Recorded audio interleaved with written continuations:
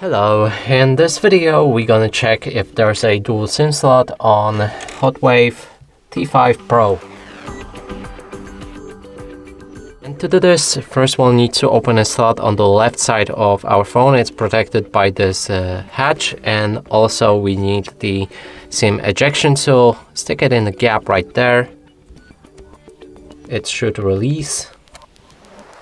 And now is the problem with taking it out with that kind of stupid design. Let's try it out. And inside we have SIM slot number 1 and SIM slot number 2. So that means this device does have the dual SIM slot.